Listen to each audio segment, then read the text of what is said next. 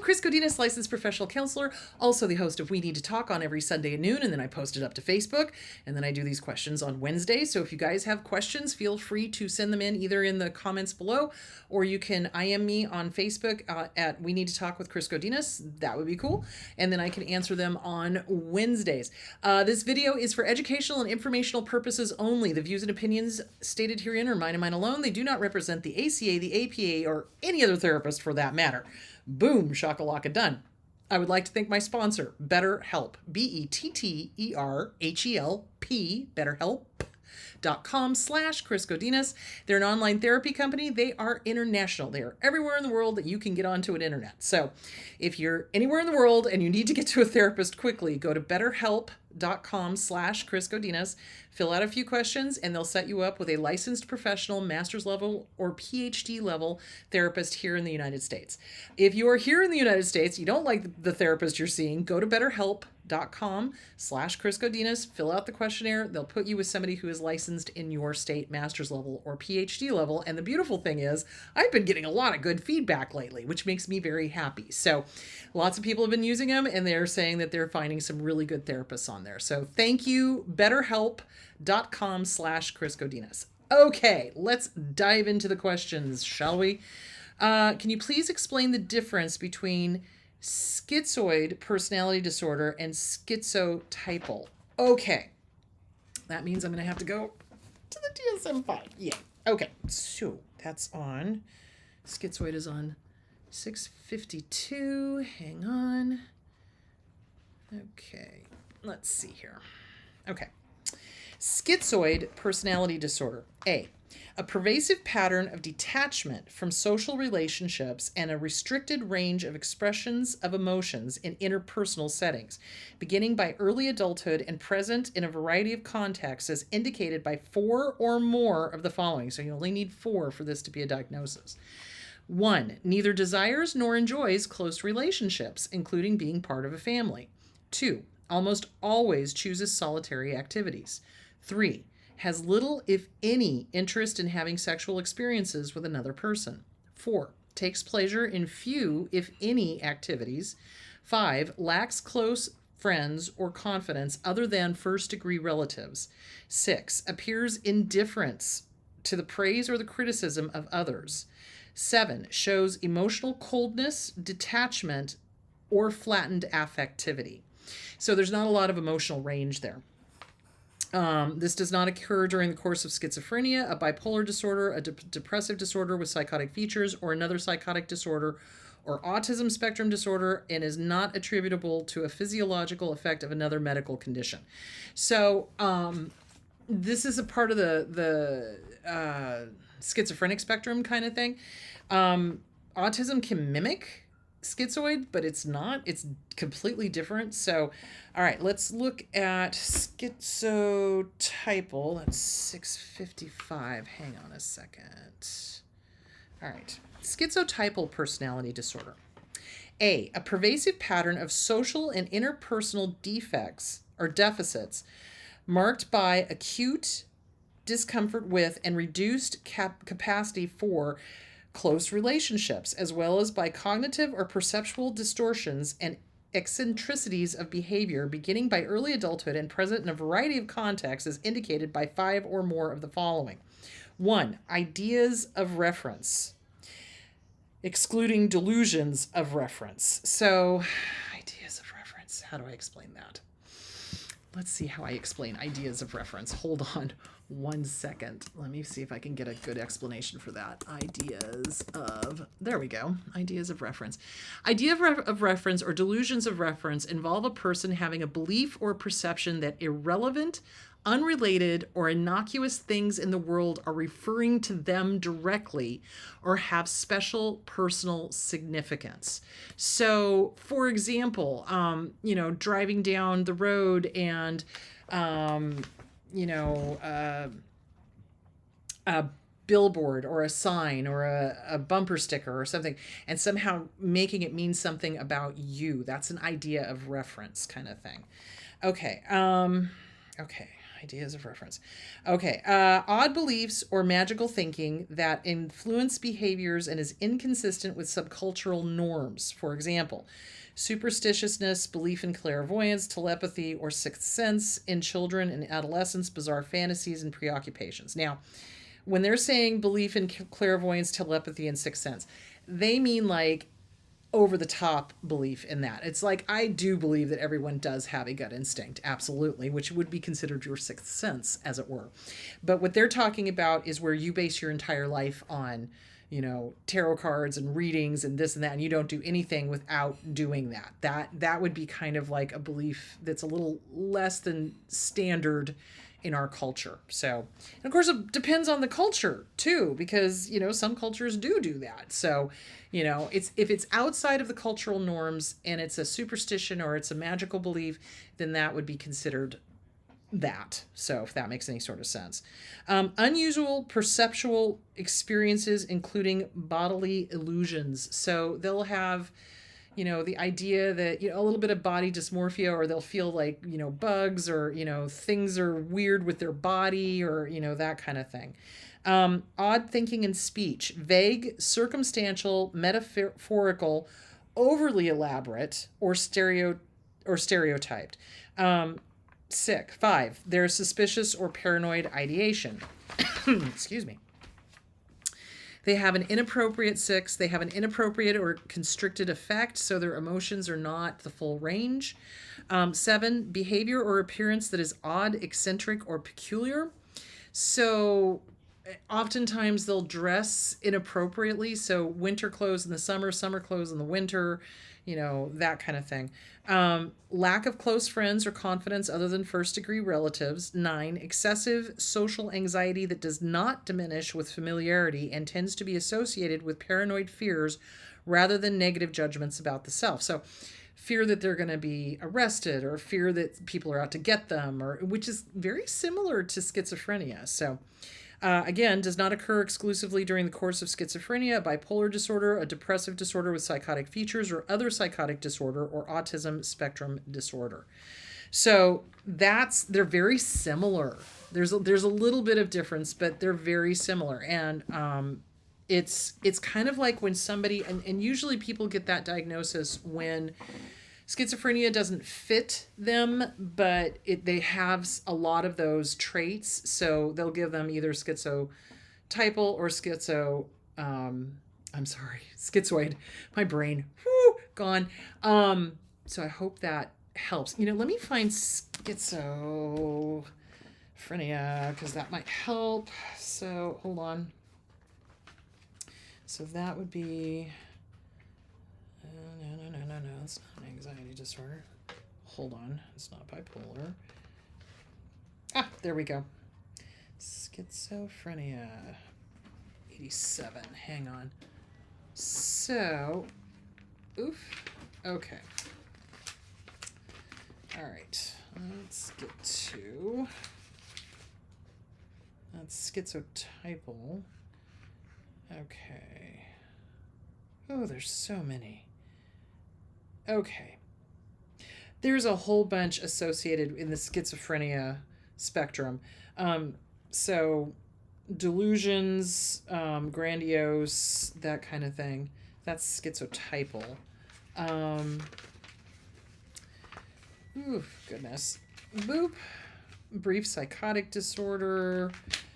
Oh my goodness. So, okay, schizophreniform disorder. I mean, there's a whole delusions, hallucinations, disorganized speech, grossly disorganized or catatonic behavior.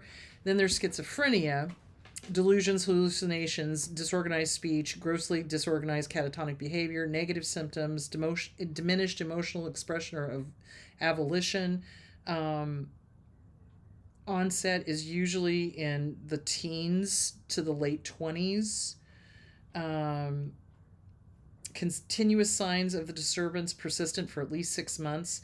So schizophrenia is like the full blown, and these other ones are kind of like parts of it. It's on the spectrum for that, but it's not quite full blown schizophrenia. So it would be good to get a psychological evaluation if you feel that that's something that's happening, or if you have a loved one that is exhibiting some of these signs and symptoms. So there that is. Let me get that question off the list.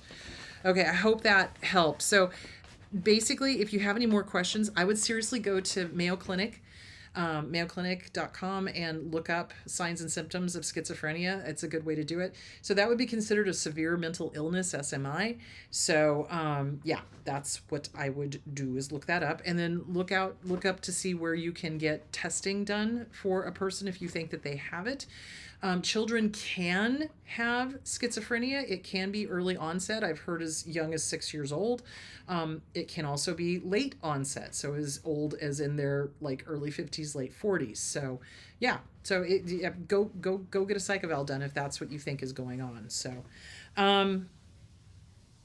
why is trusting the wrong people such a shock when they show themselves? Whew. Okay, so trusting the wrong people is such a shock when they show themselves because we've been groomed to believe them. We've been groomed to literally trust the wrong people. We've been codependency, that whole thing, with them lying to us and telling us that we don't see the pink elephant taking a dump in the corner of the living room. We've been groomed to not trust our gut. So when we put trust in the wrong people, and then the mask slips and they show themselves for who they are, it is such a shock, because that little kid inside of us, that little inner child, is like, what? Oh, no, you're supposed to, it's the little kid. It's the little kid. So it's really like finding out there's no Santa every single time that happens. So yeah, that's why it is such a shock, because it's the inner child just getting whapped upside the head again with the reality that your picker's broken. And the little kid is the one that keeps picking people. So remember, the little kid inside of us, if we don't get trauma therapy, if we don't work on self-esteem, boundaries, the whole enchilada, the CPTSD, the whole thing. So self-esteem, the self-esteem workbook, Glenn Schiraldi. The Disease to Please, Harriet Breaker. That's about boundaries. CPTSD, From Surviving to Thriving by Pete Walker. If we don't work on that stuff, Inner Child Workbook by Catherine Taylor or by Lucia Cappuccioni. If we don't work on that stuff, the inner child is the one that's running the show. And the inner child will look outside and go, oh, I know somebody that reminded me of mom or dad or whoever was the most difficult to get along with. Oh, if I can make them love me, I prove them wrong. There we go. I'm going to go with them. The other thing the inner child does is go, oh, well, this is familiar. Oh, well, that's familiar. That kind of reminds, okay. So that's why I keep saying picker is broken. Picker is broken. You've got to fix the picker. Fix the picker. Once you fix the picker, you're not going to have to deal with, picking the wrong person, because the inner child will not be making the decisions. The adult you will. So seriously, get with a good trauma therapist, read the books, work the inner child workbook, and realize that the inner child is the one that's picking these people because they're either familiar, or the inner child is like, I'll make them love me and I'll prove mom and dad wrong. So be aware of that. And that's why it's always such a shock. So yeah, until you've been through good trauma therapy, yeah, it's not ever going to work. Okay, so yeah, you want to work on that. So it's you picking the people, not your inner child. So there is that.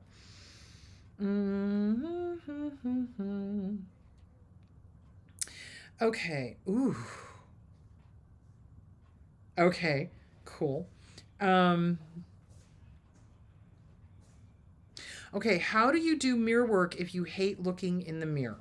Okay, you don't have to do mirror work looking in the mirror. It's really more important to just start telling yourself this stuff. So you don't have to look at yourself in the mirror. It just helps. If you're able to look in the mirror and you can make eye contact with yourself, fan-freaking-tastic. If you can't, that's okay too. So what you want to do is you want to tell yourself good stuff throughout the day. Like seriously, because remember, the inner critic is sitting there going, not good enough. Why did you say that? Blah, blah, blah. What if? And it's driving you crazy. So you basically want to do positive affirmations for yourself throughout the day. You don't have to look in the mirror, but it helps. So in the morning, instead of looking in the mirror, you can just be like, I'm awake. It's okay for me to be happy. I'm going to have a good day. You know why? Because I say so. Make a game out of it, make it fun. So do something like, oh, hello, me. I'm awake, I'm alive, I'm on the right side of the turf. This is a good day. Damn, I'm going to have a good day. It's okay for me to have a good day. And then go. And then throughout the day, say nice things to yourself. And then when you get home at night, same thing. You don't have to look in the mirror, but it does help if you can. Same thing. It's like, okay, I am now going to tell myself 3 things I did right today. I did this right, I did this right, and I did this right. And I am really proud of myself. And you know what? It's okay for me to go sleep really well and then go to bed. So yeah, so just acknowledge yourself. Acknowledge yourself. Acknowledge yourself. Acknowledge yourself. Looking in the mirror helps, but if there's an issue with looking in the mirror, because a lot of us have got mistaken thoughts about our bodies. Why? Because our frickin' abusers were always lying to us about it. Oh, you're fat, you're this, you're that, you're ugly, you're blah, blah, blah, blah, blah, blah, blah, blah, blah, blah. You know what I'm saying? So yeah, so you definitely want to start working with a trauma therapist so that you can look in the mirror. You have the right to look in the mirror and like what you hear. It's not what you see, it's what you're telling yourself. So it's not because of what you see, it's what you're telling yourself. It's that inner critic that starts picking out every, oh, you have a zit. Oh my God, you've got wrinkles. Oh my God, you've got a gray hair. Oh my God, da da da da da. It's zip it. I get to like myself. Why? Because I say so. Because I am the boss of this. This is not the boss of me. Why? Because I say so. So that's the kind of thing you want to start doing. So get with a good trauma therapist, really work on whatever negative thoughts you're having about your body, because think about it. Our bodies are amazing. Our bodies are amazing. They get us through life. They let us experience so much cool stuff, and so they're beautiful. They're beautiful no matter how fat or thin or wrinkly or old or young or whatever. Bodies are amazing. So love your body. Love your body. Give your body some love, because I'll tell you what, there is not a survivor of abuse on the face of the planet that has not gone through some sort of abuse geared about their bodies. Either the sexual abuse was going on, incest was going on, or the abuser was going, oh, you're fat, you're fat, you're fat. And then you look back at the pictures, you're like, I wish I weighed that much now. I mean, do you see where I'm going with that? So yeah, so we've all been hit by these lies. So put it back on the abuser. Pete Walker, CPTSD, From Surviving to Thriving. Get it, read it, live it, love it. So there's chapter 3, I think, is where he talks about writing a letter to them and putting it back on them. It's like, this is not yours. Their body image, their weirdness about bodies, their weirdness about sex, their weirdness about anything, everything, oh yeah, is all theirs. It's not yours. Don't accept it. Put that baggage back on the carousel. It's theirs. So hand it back to them. It's like, dear abuser, your weirdness about my body is your problem, not mine. I love my body. I get to love my body. Why? Because I say so. Because I'm the boss. Why? Because I say so. And you're literally, take your power back, take your power back, take your power back, take your power back, take it away from them, because it's not theirs to keep. Put the bull tinky back on them. All of the mistaken thoughts, mistaken beliefs that they gave you about your body, hand it back, because it's not even yours. So,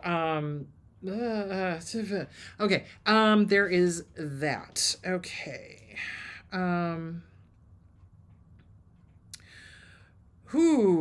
am in a relationship where every time my spouse gets angry, they throw things. Is that normal? No. No. Throwing things is not normal. That is dangerous, because oftentimes they try to hit you with whatever they're throwing. So raging is not normal, guys. Getting angry is normal. Absolutely. You can absolutely be angry and be able to be articulate and express it. Like, I am really angry about this, But what abusers do is they use the rage and the throwing things to intimidate. So I'm sure I've talked about it before. They're bullies, and they want to intimidate, and they want to, it's kind of like a, alpha chimpanzee or ape pounding on their chest going, and making a big scene and just kind of, hey, I'm puffing up and I'm gonna get you and blah blah blah blah blah. But they're bullies, and they usually fold if you stand up to them. Not always, so you got to be careful about that. But throwing things is a way to intimidate, and it's a way to frighten. So they're looking for the fear. They're looking to frighten you. They're looking to see if they can make you cower. So if your spouse is having rages and they're throwing, you're in danger. Let me just say that clearly. The spouse has got anger issues and or is disordered, and I can't tell from this question. Some people have anger issues because they have anger issues and they're not narcissists, but they've been raised by narcissists and they don't know how to behave. So you need to be careful, and I would not recommend couples counseling. Absolutely not. Anger management. There's a great book called There's a Cow in the Parking Lot, which is all about a Buddhist approach to anger management. But if this person is raging and throwing things and trying to intimidate you, you need to look at your safety. So, and getting out. So there is that. That is not normal. Healthy, normal people do not rage. They do not throw things. Okay. Whew. I have a coworker that has told stories I have told and takes them on as their own. What the heck? Okay. A narcissist don't have a sense of self. So remember, the reason they get with an empath is because they're trying to absorb all of the empathy. They're trying to get all of the good qualities that we have and somehow possess them and have them. That's never going to happen. So what I've seen narcissists and malignant borderline, so that's at the far end of the spectrum, not the quiet end, but the far end of the spectrum. What they will do is they will take on people's stories. They'll take on people's personalities. They'll start dressing like them. They'll start liking all the same things they do. They'll start doing all the same things they do. They'll start going to all the same places that they go to. It's kind of like Single White Female. I don't know if you guys remember that movie or not, but they take on things because they want to be you. And it's a weird compliment in a way, but you've got to be careful, because somebody who is that unsure of who they are can be very unstable and very dangerous. So, so if it is a coworker that's taking on stories that you've told as their own, that's probably what's going on. They're trying to become you. So my suggestion would be to move away in that office, as far away from them as you possibly can, and have zero to do with them. You may want to talk to HR about your concerns. Just, hey, it's not harassment or anything yet, but here's what's going on. Just wanted to make you aware of it, and please write this down. Because HR doesn't want a stalking situation to happen. So yeah, it is a warning sign. It absolutely is a warning sign, because they don't have a personality of their own. They're adopting your stories because they like them and they like what you represent. They don't like you, but they like what you represent, and they want to become you because clearly you're able to socialize, you're able to tell stories, you're able to eat. Do you see where I'm going with that? So yeah, they do try to become you. They start dressing like you. They take things on as their own. Yeah, you got to be careful. If that's the case, I would definitely talk to HR, and I would definitely see about moving away from them in the office so that you're not around them. They can become somebody else's problem. So, okay. All right. Explain more about nature versus nurture. Oh boy. Okay.